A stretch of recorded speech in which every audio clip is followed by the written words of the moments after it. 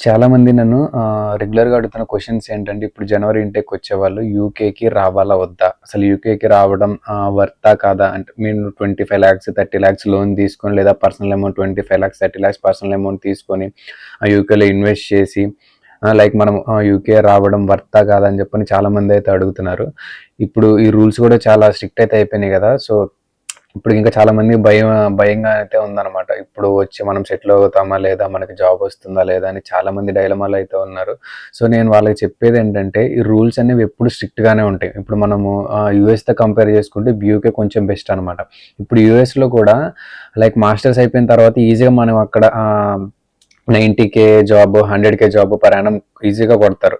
అది ఇక్కడ 50,000 పౌండ్స్‌కి వచ్చేసరికి మనకి చాలా కష్టం అవుతుందనమాట. ఎందుకని కష్టం అవుతుంది? స్కిల్స్ లేక. ఓకేనా?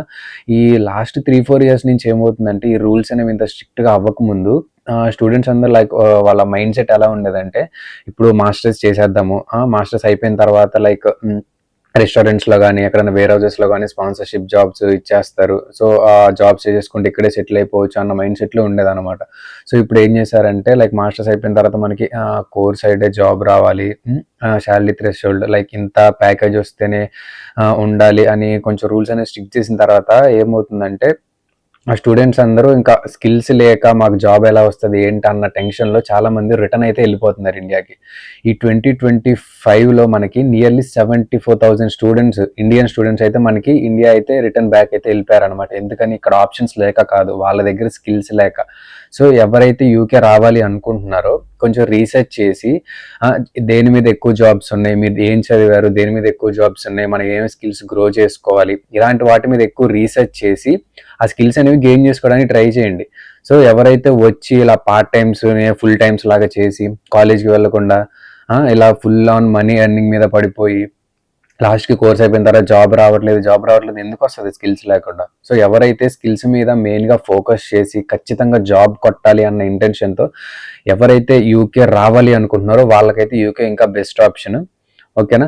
మీరు కోర్స్ ఎలా చూజ్ చేసుకోవాలంటే యూకే రావటానికి ఏదో కోర్స్ చూజ్ చేసుకోవడం కాదు. ఏ కోర్స్ చేయాలనుకుంటున్నారో ఆ కోర్స్ యూకేలో బెస్టా కాదా చూజ్ చేసుకొని రండి. ఇప్పుడు యూకే వెళ్ళాలంటే ఏదో కోర్స్ చూజ్ చేసుకోవాలి, చూజ్ చేసేసుకుందాం, యూకే వెళ్ళిపోదాం, పార్ట్ టైం చేసేసుకుందాం, డబ్బులు సంపాదిస్తాం. ఏంటి? ఇదేం కంపెనీ కాదు యూకే. ఓకేనా? సో ఒక కోర్స్ అనేది అనుకోండి మీరు చదివిన దాన్ని బట్టి. ఆ కోర్స్ యూకేలో ఎలా ఉంటుందో రీసెర్చ్ చేయండి.